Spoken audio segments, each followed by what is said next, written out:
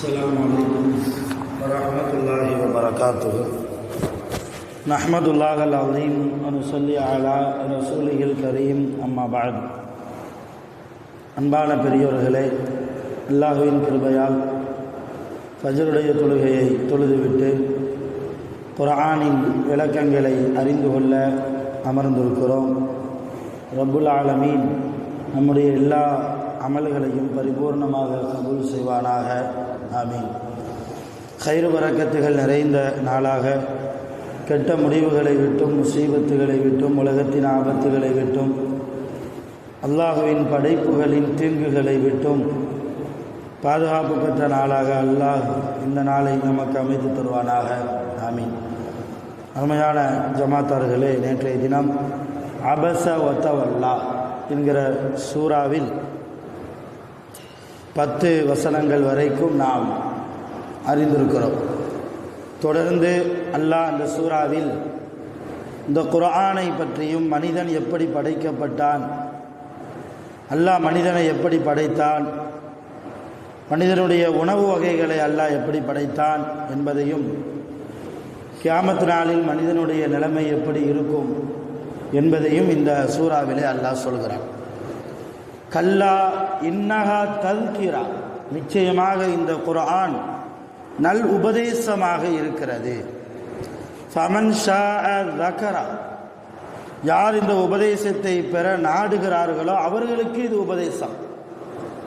ஃபீ சுஹுஃபின் முகர்ரமா, இந்த குர்ஆன் நபி அவர்களுக்கு இறக்கப்படுவதற்கு முன்னால் சங்கை பொருந்திய லவ்ஹுல் மஹ்ஃபூல் என்கிற ஏட்டிலே இருந்தது.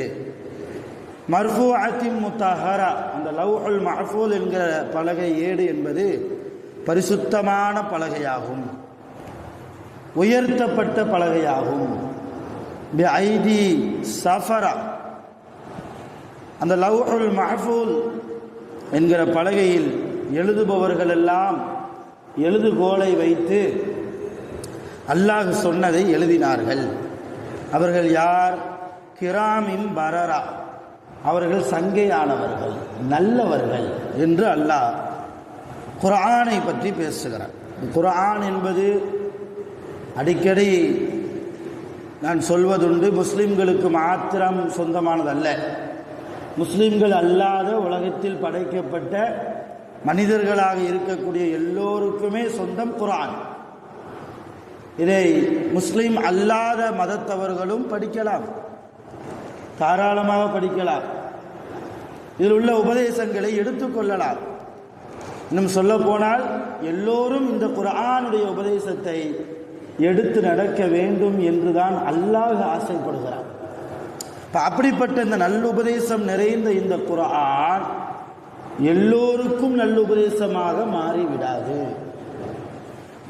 யார் ஆர்வத்தோடு இஸ்லாத்தை பற்றி தெரிந்து கொள்ள வேண்டும், அல்லாஹ்வை பற்றி நாம் புரிய வேண்டும், அல்லாஹ் மனிதர்களிடத்தில் என்னதான் எதிர்பார்க்கிறான், நாளை சுவனம் எப்படி இருக்கும், சுவனத்தில் என்னென்ன இன்பங்கள் எல்லாம் சுவனவாசிகளுக்கு காத்திருக்கிறது என்கிற ஆர்வத்தோடு யார் குர்ஆனை எடுக்கிறார்களோ அவர்களுக்கு இந்த குர்ஆன் சங்கை பொருந்திய குர்ஆனாக, நல்ல உபதேசம் நிறைந்த குர்ஆனாக இருக்கிறது. அல்லாஹ் தஆலா தொடர்ந்து சொல்கிறான், குத்திலல் இன்சானு மா அக்ஃபரா, என்ன இந்த மனிதன் நன்றி கெட்ட மனிதனாக இருக்கிறானே. அல்லாஹ் சொல்கிறான், என்ன இந்த மனிதன் நன்றி கெட்ட மனிதனாக இருக்கிறானே, என்னை அவன் வணங்காமல் இருக்கிறானே, என்னுடைய சிந்தனை இல்லாமல், என்னுடைய பயம் இல்லாமல், என்னுடைய தக்வா, என்னுடைய இஹ்லாஸ் இல்லாமல், தூய்மையான நிய்யத் இல்லாமல், என்ன இந்த மனிதன், இவனை நான் எவ்வளவு அழகாக படைத்திருக்கிறேன் இல்லையா. மனிதர்களை அல்லாஹ் தஆலா எவ்வளவு அழகாக, எவ்வளவு நேர்த்தியாக, மனிதர்கள் மட்டுமல்ல, அல்லாஹ் உலகத்தில் படைத்த எல்லா படைப்புகளும் அழகான படைப்பு, எதையுமே குறை சொல்லிவிட முடியாது. அல்லாஹ் ஒரு படைப்பை படைக்கிறான் என்றால் ஒரு தோற்றத்திலே காரணம் இல்லாமல் படைப்பதில்லை. எந்த தோற்றமாக இருந்தாலும் சரி, எந்த படைப்பாக இருந்தாலும் சரி, அதைத்தான் அல்லாஹ் இங்கே சொல்கிறார். எவ்வளவு அழகாக அவனுக்கு பகுத்தறிவை கொடுத்து இல்லையா, உடம்புக்குள்ளே நிறைய பாகங்களை இருக்க வேண்டிய இடத்திலே பொருத்தி அதுவெல்லாம் சரியான முறையில் வேலை செய்வதற்குண்டான ஆற்றலை நான் கொடுத்து இவ்வளவு அழகாக மனிதர்களை நான் பாதுகாத்து படைத்திருக்கிறேனே, இவன் என்னை ஒழுங்காக வணங்க வேண்டாமா? குத்திலல் இன்சானு மா அக்ஃபரா, நன்றி கெட்டவனாக மனிதன் இருக்கிறான். மின் ஐயிஷையின் கலக்கா, அவன் எங்கிருந்து படைக்கப்பட்டான்? அல்லாஹ் மனிதனை எங்கிருந்து படைத்தான் தெரியுமா? மின் நுத்துஃபா. நுத்துஃபா என்றால் இந்திரிய துளி, இந்திரிய துளியிலிருந்து படைத்தான். கலகஹு ஃபகத்தரா, அல்லாஹ் ஒரு துளி இந்திரிய துளியிலிருந்து மனிதரை படைத்து அவனுக்கு உண்டான எல்லா ரிஸ்குகளையுமே தக்தீர் செய்தான், நிர்ணயம் செய்து விட்டான். அதோடு மாத்திரமல்ல, தாயினுடைய கர்ப்பப்பையில் இருக்கிற போது அவன் தாயினுடைய வயிற்றை விட்டும் வெளியே வரக்கூடிய அந்த பாதையை சும்ம சபீல யஸ்ஸரா, அல்லாஹ் அந்த பாதையை லேசுபடுத்தி கொடுத்தான் இல்லையா? சும்ம பின்பு அவன் உலகத்தில் வாழ்ந்து சுகபோகமாக சம்பாதித்து பெற்றோர்களோடு, அண்ணன் தம்பிகளோடு, பிள்ளைகளோடு, மனைவிமார்களோடு, கணவன்மார்களோடு இப்படி எல்லாம் வாழ்ந்ததற்கு பின்னால் அமாதஹு, அவனை அல்லாஹ் மௌத்தாக்குவான். மௌத்தாக்கி அக்பரா, கபருடைய வாழ்க்கையையும் அல்லாஹ் வாழ செய்கிறான். கொஞ்சம் வெளிச்சம் இல்லைன்னா எது வாசல்னு தெரிய மாட்டேங்குது இல்லையா? நிலையில போய் முட்டிக்கிறான். எல்லார் வீட்லையும் இன்வெர்டர் பல்பு ரெடியாக இருக்கு, கரண்ட் போனாலும் ஆட்டோமேட்டிக்காக அது எரியும். அப்போ எந்த வெளிச்சமுமே இல்லாத கபருடைய வாழ்க்கை அது எப்படி இருக்கும்? ரசூல்லா சொல்றாங்க, கண்ணுக்கு எட்டிய 6 அடி குழி மட்டும்தான் ஒரு கபர்வாசிகளுக்கு வீடு என்று நினைக்கக்கூடாது, நினைத்து விடாதீர்கள். அந்த மையத்தினுடைய கண்ணுக்கு எட்டிய தூரம் விசாலமாக்கப்படும் கபரு. நல்லவங்களா இருந்தாலும் சரி, கெட்டவங்களா இருந்தாலும் சரி. கெட்டவங்களா இருந்தா அந்த விசாலமாக்கப்பட்ட கபரில் நாற்றம் எடுக்கும், நெருப்பு ஜுவாலைகள் வீசும், விஷ ஜந்துக்கள் எல்லாம் ஊர்ந்து செல்லும். நல்லவங்களா இருந்தா அந்த விசாலமாக்கப்பட்ட கபர் சுவனத்து பூஞ்சோலையாக மாறும். அல்லாஹ் நம் அனைவர்களுக்கும் கபூல் செய்வானாக. அதைத்தான் அல்லாஹ் சொல்றான், சும்மா அமாதஹு ஃபஅக்பரா, அவனை உலகத்தில் படைச்சி அவனை வாழ வச்சு பிறகு அவனை மௌத்தாக்கி பின்பு அவனுக்கு கபருடைய வாழ்க்கையும் நாம் கொடுக்கிறோம். சும்ம பின்பு இதா ஷாஅ அன்ஷரா, கபருக்கு பின்னால் நாம் நினைத்தால் அவனை உயிர் கொடுத்து எழுப்புவோம். அதுதான் கியாமத் நாள். நாம் நினைத்தால் அவனை உயிர் கொடுத்து நாம் மறுபடியும் எழுப்புவோம். மௌத்தாக்குறது அல்லாஹ்க்கு லேசான காரியம் இல்லை. அதே மாதிரி மௌத்தா போன ஒரு மையத்தை அவனுக்கு உண்டான உயிரை அவனுடைய உடம்பிலே செலுத்தி அவனை உயிர் பெறச் செய்வதும் அல்லாஹ்வுக்கு பெரிய காரியம் இல்லை. அதைத்தான் அல்லாஹ் சொல்றான், கல்லா நிச்சயமாக, லம்மா யக்லிமா அமரா, இந்த மனிதன் நான் அவனுக்கு எதையெல்லாம் ஏவினேனோ என்னால் ஏவப்பட்ட காரியத்தை நிறைவேற்றாமல் இருக்கிறான். ஒழுங்கா தொழுகிறதில்லை, வசதி வாய்ப்பு இருந்து ஒழுங்கா ஹஜ்ஜி செய்யறதில்லை, ஜக்காத்து கடமையாக்கப்பட்டு இருந்தும் ஜக்காத்தை ஒழுங்காக கொடுக்கறதில்லை, அல்ல என்னென்ன இஸ்லாத்தின் அடிப்படையாக ஏவினானோ எப்படியெல்லாம் வாழ சொன்னானோ அதன்படி வாழாமல் இருந்தால் என்ன மனிதன் நன்றி கெட்ட மனிதனாக இருக்கிறானே அல்லாஹ் சொல்றான். இந்த மனிதன் யோசிப்பதற்கு பின்னால் சில விஷயங்களை அல்லாஹ் சொல்கிறான். ஃபல் யன்துரில் இன்சான் இலா தஆமி, இந்த மனிதன் அவன் சாப்பிடக்கூடிய உணவை பார்க்க வேண்டாமா? அந்த உணவு எப்படி வந்தது என்பதை சிந்திக்க வேண்டாமா? அண்ணா நிச்சயமாக நாம் தான் சபபுனல் மாஅ சப்பா, மேலிருந்து கீழே தண்ணீரை ஊற்றச் செய்தோம், மழையை பொழியச் செய்தோம். சும்ம பின்பு ஷக்கக்னல் அருள ஷக்கா, பூமியை பிளக்கச் செய்து பூமியிலிருந்து விதைகளை, வித்துக்களை, தாவரங்களை, தானியங்களை நாம் முளைக்கச் செய்கிறோம். ஃபஅம்பத்னா ஃபீஹா ஹப்பா, அதைத்தான் அல்லாஹ் சொல்றான். பூமியிலிருந்து வித்துக்கள் எல்லாம், விதைகள் எல்லாம் பூமியை துளைத்து கொண்டு நாம் தான் முளைக்கச் செய்கிறோம். வஇனபவ கல்பா, திராட்சைகளை புற்பூண்டுகளை நாம் தான் முளைக்கச் செய்கிறோம். அதைத்தான் அந்த மனுஷன் சாப்பிட்றான். அவனா உண்டாக்கியா சாப்பிட்றான். என்னதான் விவசாயம் செஞ்சாலும், எத்தனை தடவை உழுதாலும், எத்தனை உரம் போட்டாலும் எத்தனை மூட உப்பு கொண்டு போய் தட்டினாலும் அல்லாஹ் நாடாமல் பூமி பிளந்து உள்ளே நெல் வராது வெளியே, இல்லையா? அவனுடைய நாட்டம். அதைத்தான் அங்கே சொல்றான். ஜைத்தூன் மரத்தை நான் தான் கொண்டு வந்தேன், பெரித்த மரத்தை நான் தான் கொண்டு வந்தேன். அடர்ந்த தோட்டமாக உங்களுக்கு தோட்டம்லாம் வச்சிருக்கீங்கல்ல. உங்களுக்கு எத்தனை தோட்டம் இருக்கு? 2-3 தோட்டம் இருக்கு. வாழை தோட்டம், மாங்காய் தோட்டம், இல்லையா, தென்னை தோட்டம், நிறைய இருக்கு, நிறைய தோப்பு இருக்கு. இதெல்லாம் கொண்டு வந்தது யார்? உங்களுக்கு நமக்கு கொடுத்தது யார்? அப்பா, பழங்களை, உணவுகளை, இதெல்லாம் அல்லாஹ் தானே உங்களுக்கு தந்தான். யாருக்கு கொடுத்தான்? மத்தா அல்லக்கும் வலி அன்ஆமிக்கும், உங்களுக்கும் நீங்கள் பிரயோஜனம் அடைவதற்காகவும் உங்களுடைய கால்நடைகள் பிரயோஜனம் அடைவதற்காகவும் நாம் கொடுத்தோம். அப்போ எனக்கு எவ்வளவு நன்றி விசுவாசமாக நீங்கள் இருக்கணும். அல்லாஹ் சொல்றான். நீங்கள் சாப்பிட்ற சாப்பாடு வெறுமனே தட்டுக்கு முன்னால் வந்துருச்சு, சாப்பிட்டுட்டு போயிடுறீங்க. ஆனால் இந்த சாப்பாடு எப்படி வந்தது என்பதை நினைத்து பார்த்து அல்லாஹ்வுக்கு நன்றி உள்ளவர்களாக இருக்க வேண்டாமா? ஒரு நேரம் வரும், மிகப்பெரிய பிரம்மாண்டமான சப்தம் கேட்கும், மிக பிரம்மாண்டமான சப்தம் கேட்கும். அதுதான் கியாமத் நாள்.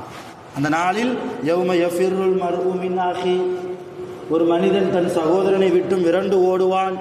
வ உம்மிஹி வ அபி, தாயும் தந்தையும் பிள்ளைகளை பார்த்து விரண்டு ஓடுவார்கள்.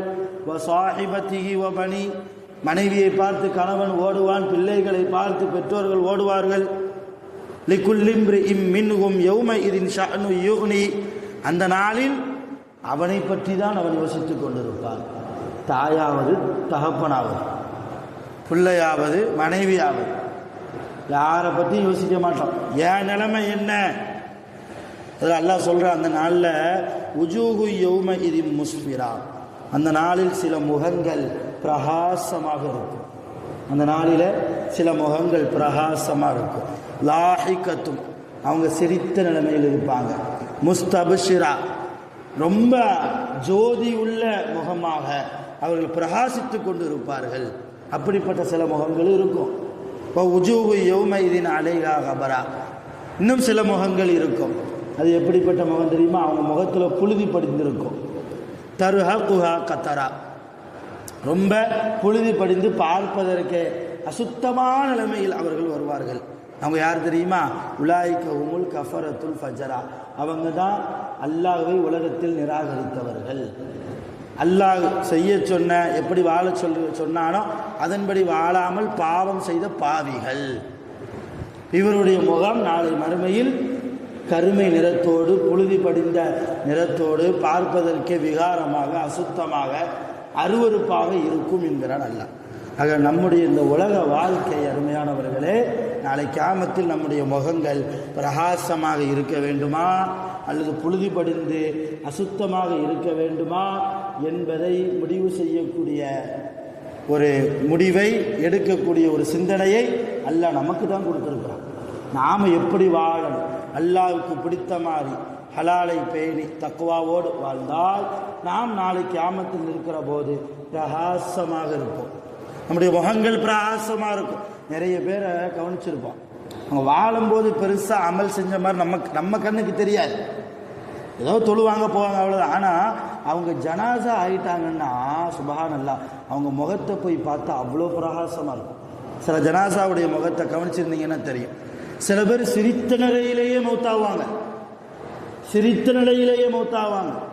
நேற்றைய தினம் கடையநல்லூரில் எனக்கு பாடம் சொல்லி கொடுத்த ஓஏ மொஹீத்தீன் ஃபைசி ஹசரத் மௌத்தாயிட்டாங்க.